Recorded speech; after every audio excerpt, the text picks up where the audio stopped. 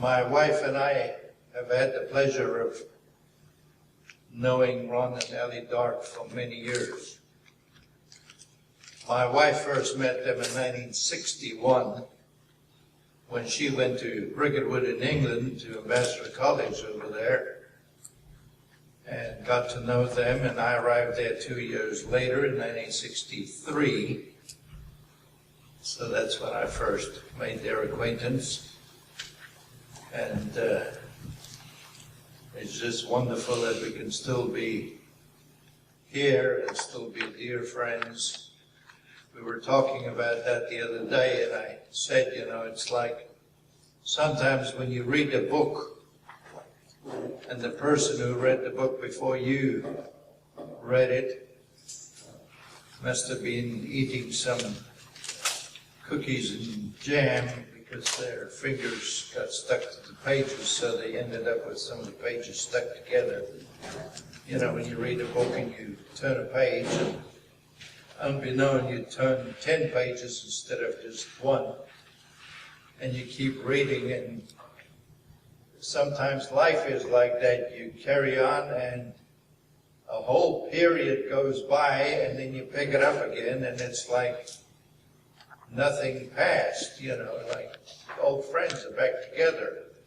That's the way it was with the Darks when we bumped into them over at Big Sandy a few years ago, which is how we came to be involved with Christian education ministries and try to help. So it is exciting, it's thrilling, and it's nice to be here at the feast. This is the Feast of Tabernacles. I wonder what your reaction was when you first heard of the Feast of Tabernacles. It was 1959 when I first heard of the Feast of Tabernacles, and I heard of it in a different language, Afrikaans language, which was my home language. Used to be, down in South Africa. It's called Feest. That sounds dreadful, because I didn't know what it meant. No more than I knew what it meant to say Feast of Tabernacles. I remember the old Full Gospel Church down in Durban, South Africa, used to have a Full Gospel Tabernacle. This is my only kind of knowledge of that word, tabernacle. It was a big church. They called it the Full Gospel Tabernacle. Pastor Roopson used to preach there when I was a little tyke.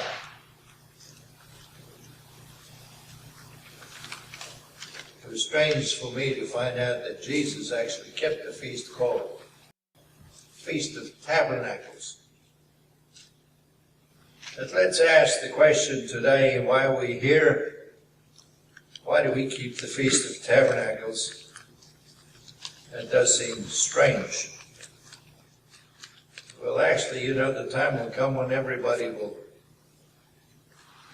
know and think about the fact that there's a Feast of Tabernacles. I mean, everybody. Let's start off in Hebrews, the 11th chapter. Hebrews 11, it's the faith chapter. It mentions a list of faithful men and women who served God. It's a wonderful, encouraging chapter to read. But in verse 8 we read, by faith Abraham, when he was called out into the place where he should after receive for an inheritance, obeyed, and he went out, not knowing where he went. God appeared to Abraham, or Abram as he was called then, told him to leave his country, which was up in what is present-day Iraq. The great Euphrates and Tigris rivers formed the cradle of civilization at that time. rich, well-watered area. And God told Abraham, I want you to leave this place and go down to the place that is now called Israel, Palestine. So Abraham left and he went down there not knowing where he was going. Nothing changes. Last night or this morning we talked to some people who came to this feast site and got totally lost. They arrived at midnight or something and couldn't find our little hotel up the road because they didn't know where they were going. Well, at least you've got something in commune with Abraham. He didn't know where he was going. So don't worry when you sometimes get lost. Verse 9, by faith, he sojourned in the land of promise. So he ended up in the land of promise, as in a strange country, dwelling in tabernacles. As it's translated here. He literally dwelt in a tent. That's a good place to be. You know, if you're going to be moving, you carry a tent. Years ago, my wife and I, and our 3 little children at that time, bought 2 little tents, and they were very little. It worked because we were littler then than I am now. And the 3 kiddies slept in the other one, but they were just little tents that we squeezed in, and we used those tents, and we went to various game parks and wherever. And it was fun. Here was Abraham in the land of promise in a tent. Not only did he live like that, but so did Isaac and so did Jacob. So we have 3 generations of nomads living in a country that God said, well, this is the promised land. By that time, chances are they said, well, yes, God, if you say so. However, Abraham saw beyond the tent. And sometimes we don't see beyond the tent. Isaac and Jacob, heirs with him into the same promise, for he, that is Abraham, looked for a city which has foundations, whose maker and builder is God. Think of this. Abraham lived a long time ago. And he looked ahead thousands of years to the coming of Jesus? No. To the millennium? No. To beyond that.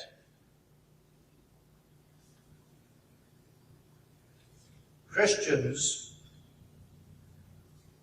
are short-sighted. They either want to take a shortcut to heaven, or they think that Jesus is going to come tomorrow and that's the end of all of our problems.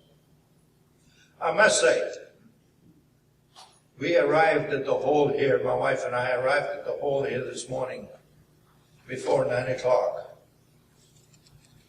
And there was nobody here. And we concluded that because of the blood moon that we had last night,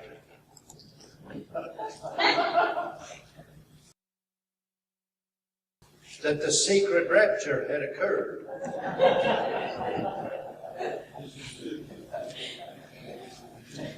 And the 2 of us were left behind. I was thankful that she was also left behind, because I would have been lonely if if she hadn't been left behind.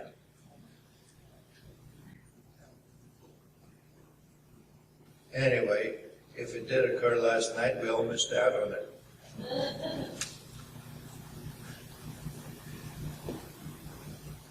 Abraham looked way, way into the distance. Now we who have kept the holy days, God's holy days, which starts, the Passover time, Feast of Unleavened Bread, and Pentecost, and Feast of Trumpets, which pictures the return of Jesus, we all should know, by virtue of these holy days, that the return of Jesus is not the end of all things. It's just the beginning of the next phase, a harvest phase. That there's so many exciting things that are still going to happen, of which you and I form a very important part. So as we keep this feast, let's learn something from it and make it personal.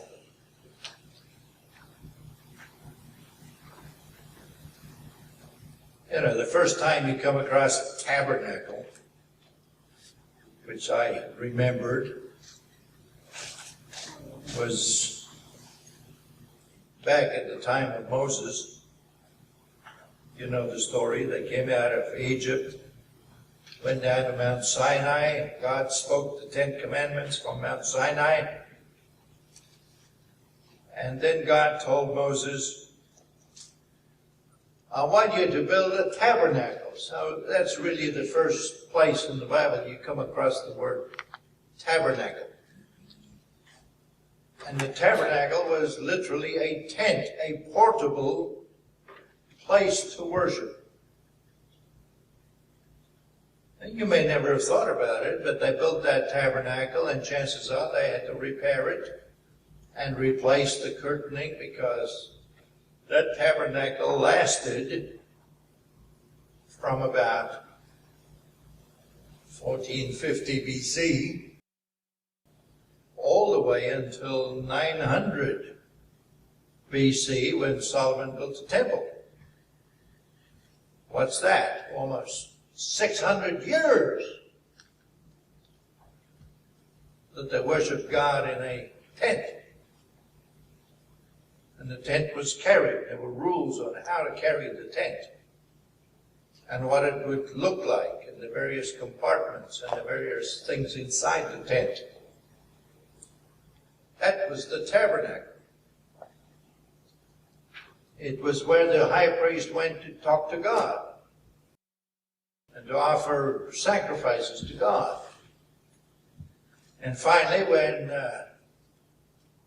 they went into the promised land, it was carried into the promised land. It was placed at a place called Shiloh. And sometimes enemies came and took it. And armies had to go and get it back. This tent where people worship God. It's surprising to think that it was used that long. Then when King Solomon came along, well, actually King David had the idea. He said, we all live in houses. Why should God live in a tent? Not that God lived there, but it represented God's throne. So David had the idea to build something permanent. We want to have things permanent. Like things permanent. And it's nice if you have a home. We have permanent things.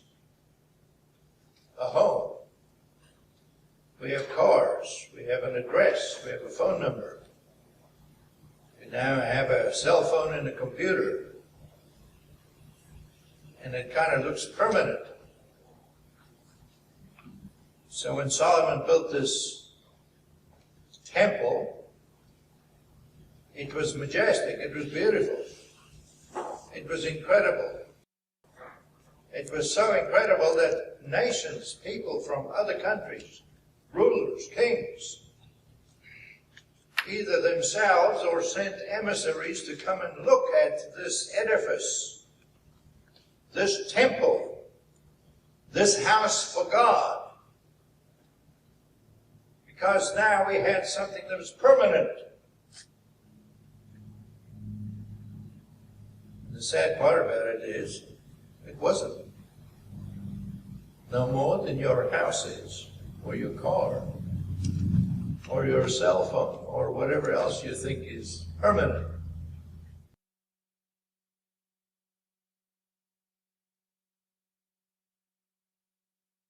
It was about 900 BC.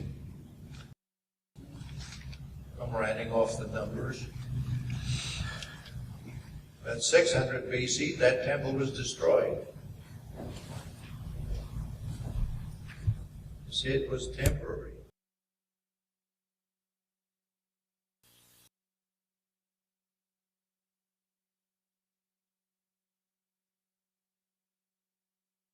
Sukkoth, as the Jews called it. A Sukkoth is a temporary dwelling. The Jews, some Orthodox Jews still today, during the Feast of Tabernacles, build a little kind of a hut in the backyard, using branches off trees and leaves, palm leaves, and have a place in the backyard, and that's where they eat all their meals, if weather permits. And they call it a Sukkoth, a tent, a temporary dwelling, a booth. Feast of Booths. Not booze. A Feast of Booths. I noticed as we came down this road, this 155, that suddenly the road changed and became far more spiritual than the road up the road. This is a wet area, they tell me, not the water in the lake.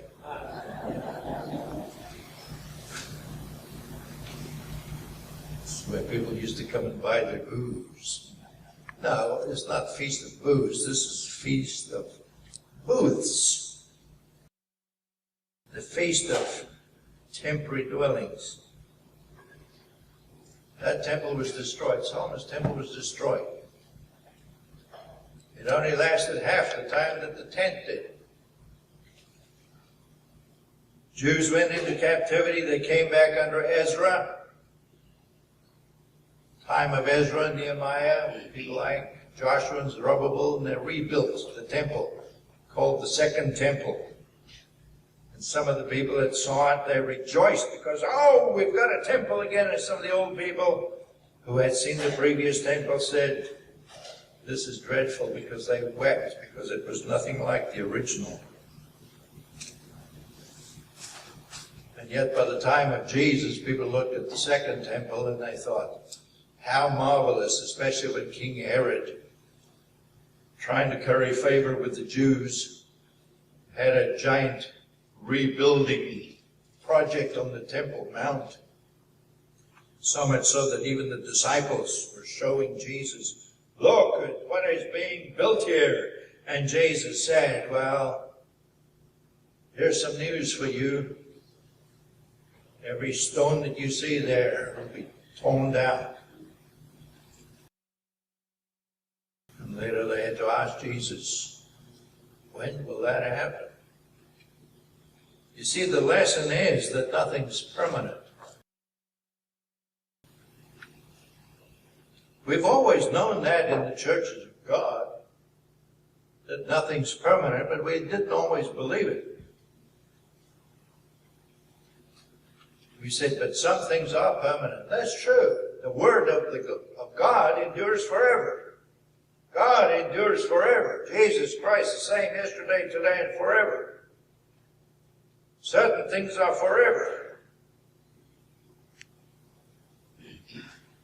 And we used to remind ourselves that Jesus said that the church he started would last forever. It's true. And then Jesus said, I'll never leave you nor forsake you. That's true. And so we just assume that if we belong to a church, if we belong to a group, that that group was forever.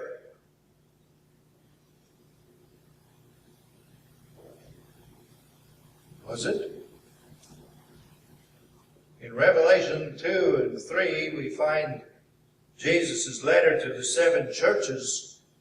You find an interesting difference there between the Old Testament tabernacle, in which they had what is called a menorah, a candlestick with 7 candles, or 7 lamps, 1 candlestick. In Revelation, what you have is you have 7 different candlesticks. Why? Because God sometime could take away a candlestick. Like you warn one of the churches, if you don't repent, I'll remove it. What happened to those 7 churches? The original 7 churches? None of them exist. They died like those cities. In fact, only one city still remains in Asia Minor. And now has a different name. That's interesting as well. But you know, it's very easy to get into thinking that everything's permanent. When year after year after year we keep a feast that reminds us that things are temporary. And the only thing that's really permanent is God. And so as far as we're concerned, the only thing that's really permanent is the relationship we have with God. Because that's what has to be permanent.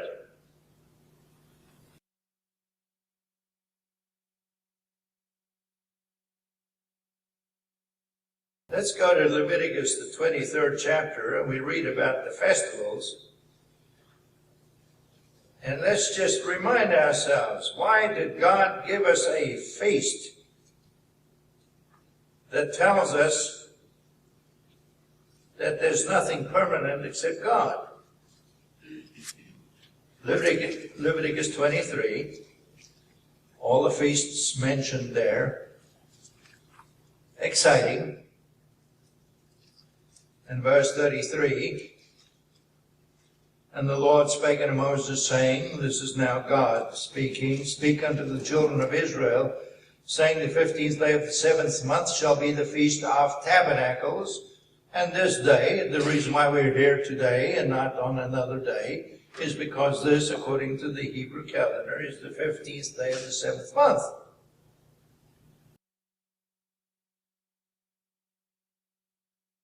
The 15th day of the 7th month shall be the feast of tabernacles for 7 days unto the Lord. That's why we'll be here for 7 days, and then followed by the 8th day, verse 36, 7 days you shall offer an offering made by fire unto the Lord. On the 8th day shall be a holy convocation unto you, and you shall offer an offering made by fire unto the Lord. It is a solemn assembly, you shall do no servile work therein. You want to do your ordinary job. You can't do what work is required to have the feast. And some people will look at it, even some people will keep the Sabbath. Will say, no, this is part of the sacrificial system because offerings were made on these holy days. But pray tell, were offerings not made on the Sabbath? Of course, offerings were made on the Sabbath too. So if you say, abolish the offerings, abolish the day, then that must abolish the Sabbath too. No, Sabbath is not abolished. There's no temple. We cannot sacrifice. We're not priests anyway. We're not of the tribe of Levi. We're not sons of Aaron. Stick around. There's a prophecy that says that God will purify the sons of Levi that they may bring an offering in righteousness. That's future. I wonder what people are going to do then. Oh, it's appeared again.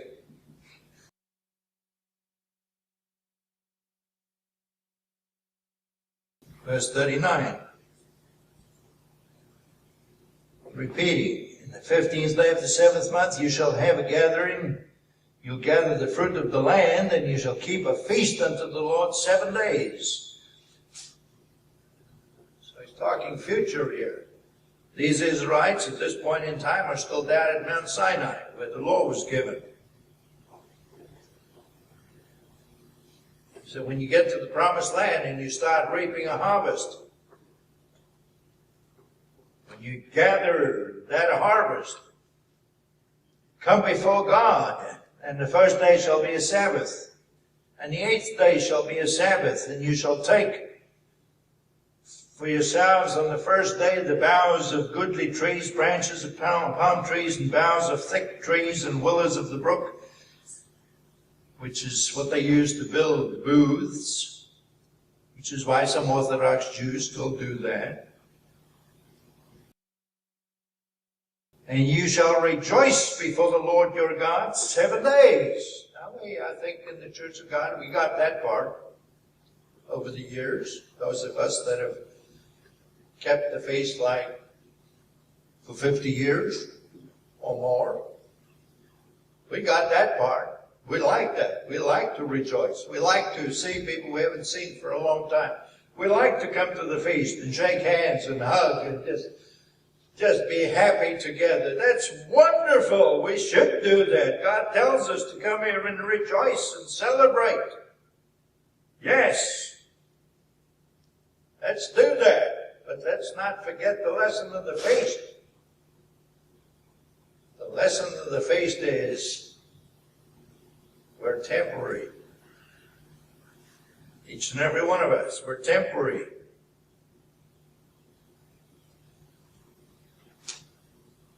Our group is temporary.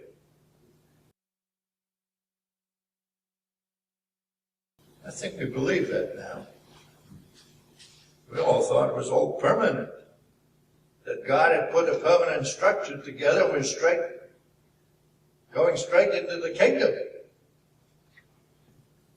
Didn't happen. Seems every group makes that mistake. Back in the 1800s, William Miller preached here in the United States about the return of Jesus, which may sound strange to a lot of people to hear that somebody preached about the return of Jesus. But you go back to the 1800s, nobody preached about the return of Jesus except that William Miller stood up and he preached about the return of Jesus. That's why he got a big following. They were called Millerites. Now, Miller made some mistakes. He said a date. That was a mistake. So people say, he was wrong. Well, what about all the other people who weren't even preaching the return of Jesus?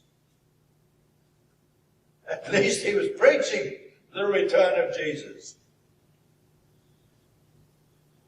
Of course, some people got all bug-eyed and they sold their houses and possessions and they gathered together and waiting for Jesus to return. Well, let's get that next red moon and let's get ready for it, or whatever we're going to get ready for.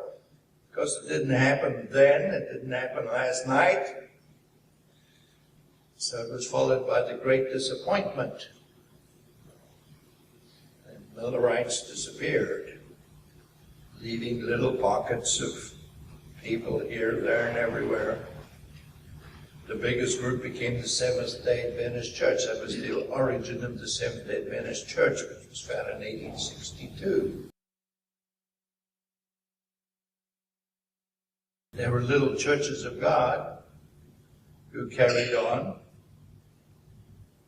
There are still churches of God in the United States that trace their origins back to those days.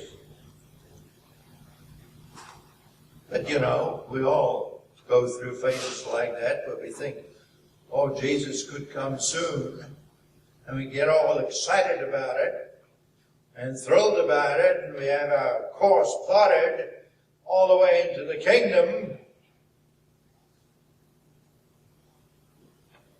doesn't come, or he delays his coming, and we forget the feast lesson. The lesson of the feast, all is temporary. We live in temporary dwellings. Why? Because life is temporary. See, that never fazed Abraham. Why didn't it faze Abraham? I mean, he had every reason to say, I don't know about this God stuff. When God said, well, go sacrifice your son. You kidding?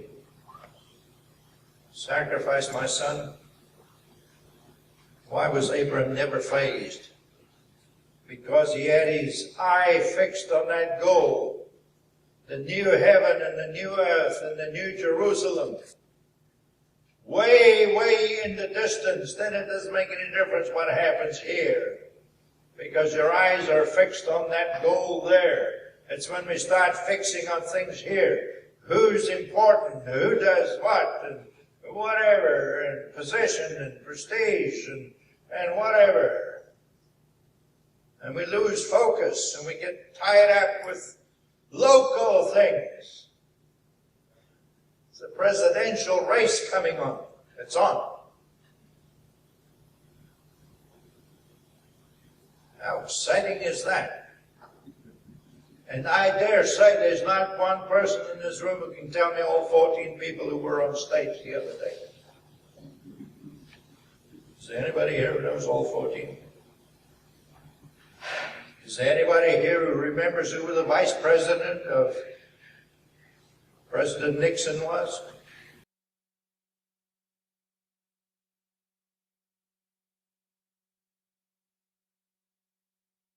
It's amazing.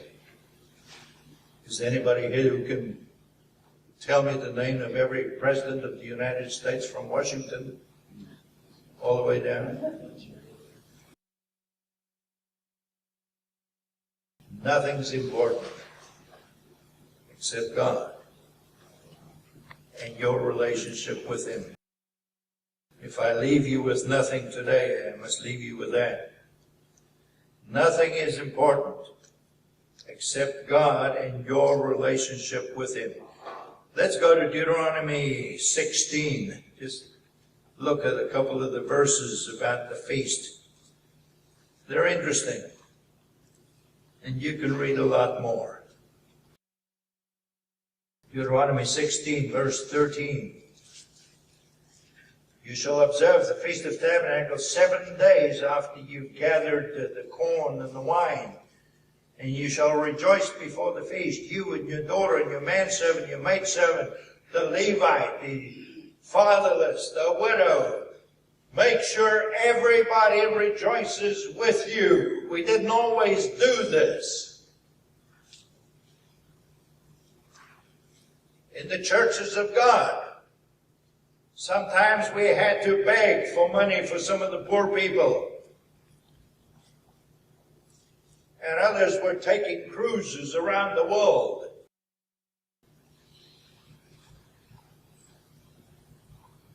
God said, let's take care of the poor. Because this is the Feast of Tabernacles, nothing we have is permanent, so don't hang on to that stuff. If you have more, share. 7 days, verse 15, you shall keep this solemn feast unto God. Deuteronomy 14.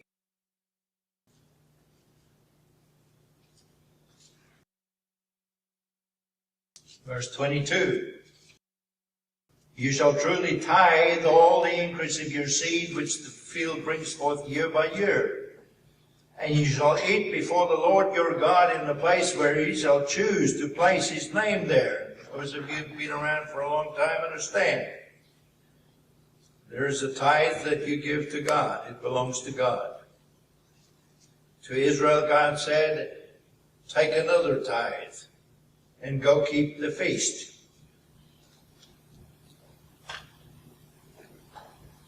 And that's why people have money to go to the feast. They save up. But let's not forget that there are poor people out there who love to keep the feast, and maybe they feel embarrassed. because they cannot save like the rest of us, because they live on a pittance. Let's encourage them to do what they can, but let's help those who cannot help themselves. You shall truly tithe of the increase of your seed, it says, verse 23, you shall eat before the Lord your God in the place which he shall choose. The place is named at the tithe of your corn, of your wine, of your oil, the firstlings of your herds. What's the firstling? Firstling is that first baby that the animal has. God says that belongs to him, because back in Egypt he killed the firstlings. So it's a reminder, that's what he did back there, except for the Israelites. He saved theirs. So the firstling belongs to God. So tithing is an interesting subject in the Old Testament. You know, if you were a shepherd and you have sheep, if you had 9 lambs, guess what? God got nothing. This is not all just a 10%, 10%, 10%, as we think. That's not how God deals in things. For the shepherd, he says, if you have 9, they're all yours. If you have 10, the 10th one belongs to God. Interesting. Generous God. He knows if he gives you that 9, next year you'll have more, then you'll give him something. If you were a shepherd, how was your festival tithes calculated? The firstling belonged to God. The first baby that an animal would have. It would mean some years you may have 3 or 4 that you're taking to the feast that you can share with everybody at the feast. It may mean another year you don't have any. But it all works out, you see. Plus the person that brought the calf, because he had a firstling calf. I guess we could go a long way here with a firstling calf in this group. Christina, how are you at doing a big spit roast? We'll have to get you here 5 o'clock in the morning. I'll offer to turn, but I'll put an electric motor on it. That's the way God, we should realize this is an agricultural society. Sometimes we don't always look at how God instructed. He said, go into your wine cellar, walk in there and choose the best wine. Take it to the feast.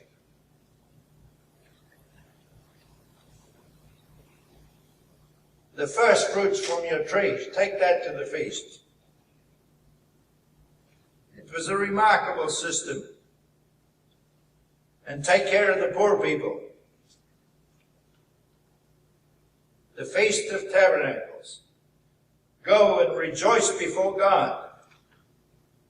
But don't forget the poor. Don't forget those who don't have anything. Let's go to John the 7th chapter. People have asked me, why do you keep this feast? Here's the answer. Very simple answer. In John the 7th chapter, you can read the whole section there. Jesus walked in Galilee, that was up north. And he didn't go down to Judea. Why not? Because they were looking to kill him. That was this time of the year. They're looking to kill him. And he knew from the scriptures that he would die at the time of the Passover. So there was another 6 months. So in a sense, Jesus was in hiding. Verse 2, now the Jews' Feast of Tabernacles was at hand, and his brothers came to him and said, are you going to Jerusalem for the feast? Because they didn't believe that he was the Messiah. Because they changed their minds after he was resurrected and appeared to them.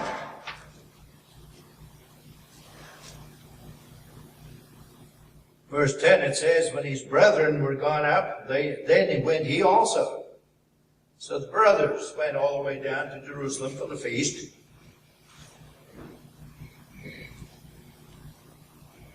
And when the brethren had gone up, then went he also up to the feast, not openly, but as it were in secret. If there ever was a time when Jesus could have said, I'm not going to this feast, this would have been it. It's not my time to die. Why go there now? They're going to kill me when I go there for the Passover. I think I'll just go somewhere else. I'll go to England. He didn't. Verse 14, now about the midst of the feast, Jesus went up into the temple and taught.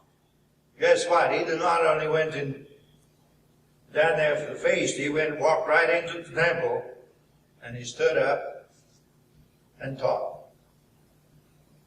He was a teacher. He was a rabbi, teacher. He taught during the feast, even though he knew they could have killed him. Why do I keep the Feast of Tabernacles? Why should you keep the Feast of Tabernacles? Simple answer. Jesus did. That's a good answer for lots of things. Why do you keep the Sabbath? Because Jesus did.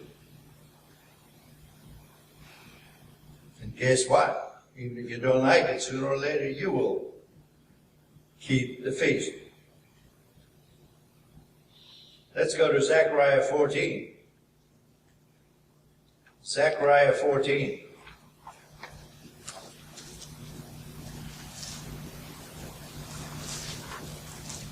We went to visit a couple one time, and some of their friends came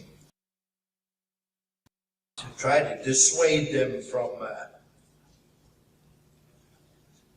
listening to these people bringing these false doctrines, as they thought. The friends were from the Jehovah's Witness organization. So they kept butting in, which made it awkward to speak to these people. And so I turned to the one man and I said, do you believe Zechariah 14? And he said, oh, yes. I said, good. And I saw he took his Bible and he started trying to find Zechariah 14. Now I see this congregation, you have all found it. At least you knew where Zechariah was. Back toward the end of the Old Testament. Anyway, this man was flopping around in his Bible, and I noticed then he turned to the front of his Bible to look up the contents page to see what page Zechariah was on. So I said to him, are you having trouble finding the book of Zechariah? He said, well, it's not a book I use very often. He should not have said that, because I said, actually, there are quite a few that you may not have used very often. I wasn't being vindictive. I was just stating a fact because, you know, for most of us, that used to be the case. I didn't even use the Bible very often. I could never have found the book of Zechariah when I was a youngster and thinking about some of these things. But Zechariah is an interesting chapter because it's talking about the time of Jesus' return. Now we started focusing on Jesus' return on the Feast of Trumpets because Jesus would come at the sounding of the trumpet. We looked at Satan being bound and we being at one with God on the day of atonement. So it's logical that we should ask, well, after Jesus returns, what then? And we can read Zechariah 14. It says, behold, the day will come. Verse 2, nations gather against Jerusalem. And verse 4, it says, his feet, that is the feet of Jesus, shall stand in that day upon the Mount of Olives before Jerusalem in the east, and the Mount of Olives shall cleave in two. And we can read that, we can visualize it, the Mount of Olives cleaving in two, and water flowing to the east and to the west, and filling up the entire area of the Dead Sea, which is about, 600 or 1,100, I forget, feet below sea level, filling it all up with fresh water, turning it into a beautiful area overnight, changing the entire climate of the Middle East. You can visualize it. You hope somebody will make a movie showing how that's going to happen. And how in verse 9, the Lord shall be king over all the earth. And you and I will be there. Yes, we'll be there, along with many others.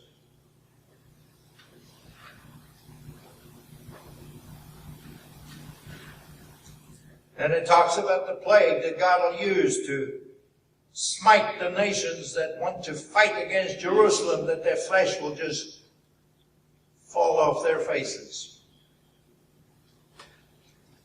And they'll fight with each other. And then verse 16, which was the point I was going to make for the man who came to argue. I would have asked him, what do you do with this scripture? It shall come to pass. You see, every Christian will tell you, yes, I believe in the return of Jesus. That's right. What do we do then with this scripture? It shall come to pass that every one that is left of all the nations which came against Jerusalem shall even go up from year to year to worship the King, the Lord of hosts, and to keep the Feast of Tabernacles.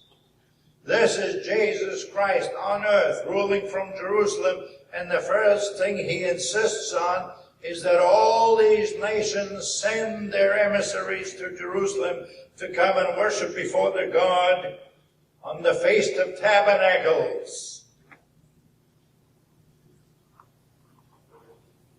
That's why I said, it doesn't matter who you are.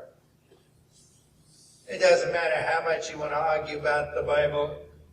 The time is going to come when you will keep the Feast of Tabernacles. Why? Because you, like every one of us, still has to learn the lesson. And what's the lesson? That you dwell in a temporary dwelling. You know, it's a lot easier for me to believe that I'm temporary now than when I was 35 or 40. And a lot of you will say amen to that. You see, we all have to learn the lesson of the Feast of Tabernacles. Let's go to 2 Corinthians 5. The Apostle Paul, that great apostle, went out with so much fervor and preached here, there, and everywhere, and raised up churches and baptized people and spread the gospel all the way to Rome and later on even further. Here was a man who could write and say, well, I bring you greetings from the household of Caesar. Even some of the people in the palace, Caesar's palace, had been converted. How's that?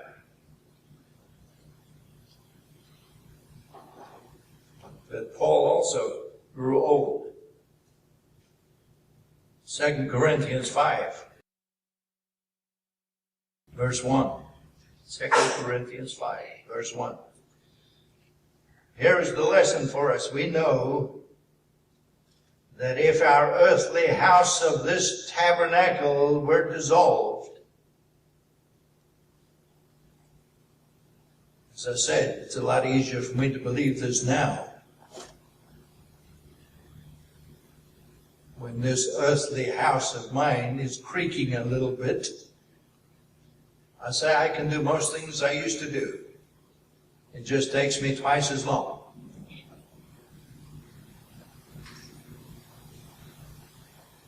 We're learning the lesson of the Feast of Tabernacles. We are temporary. Verse 2, for in this we groan, earnestly desiring to be clothed upon with our house which is from heaven. If so be that being clothed we shall not be found naked, for we that are in this tabernacle do groan. We didn't used to focus on this too much. We all thought we were just going to live until Jesus arrives and we'll all be in the kingdom. One happy mob. We've had to walk a lot more miles.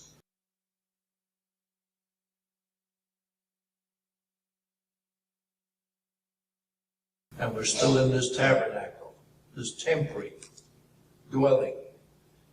Verse 7, for we walk by faith, not by sight. Verse 10, for we must all appear before the judgment seat of Christ. That's why I said the important thing is to know the only thing permanent is God and our relationship with Him.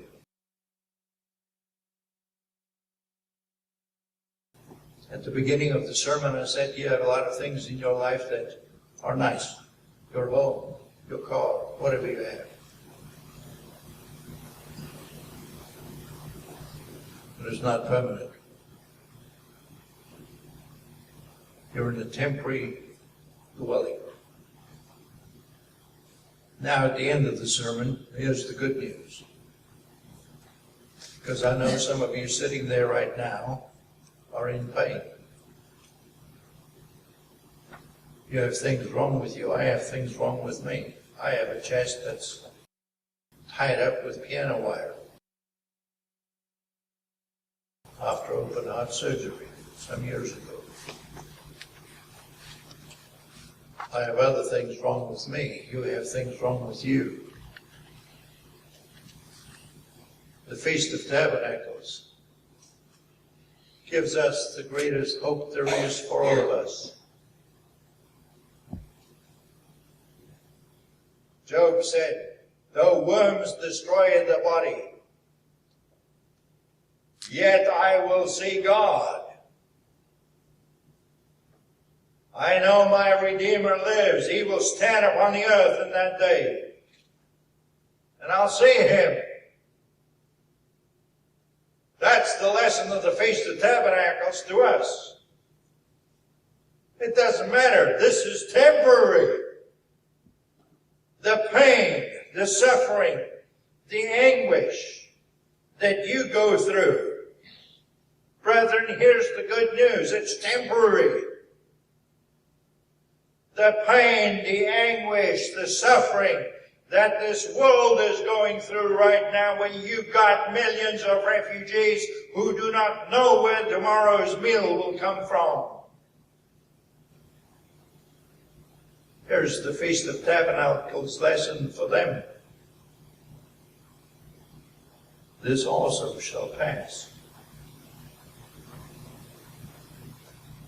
This also shall pass.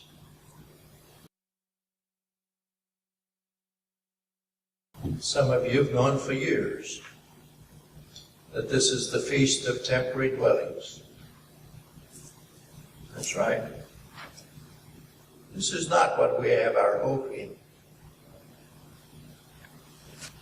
We should be looking down the track like Abraham did. Doesn't matter how far we look. And it doesn't matter really where we are, because this is just a little dawdling along the way. But the great news is that every year we keep the Feast of Tabernacles. It pictures that we're in a temporary state. That's why even when Jesus returns, we're still keeping the Feast of Tabernacles, because even those people, with Jesus ruling on earth at that time, they will still be taught, in case they get the wrong idea, oh, the Savior's here, this is it, hallelujah. No! Even this is temporary. There's still a last great day coming. There's still a future coming. There's still lots more coming. Just stick around. The story continues. Thanks for listening.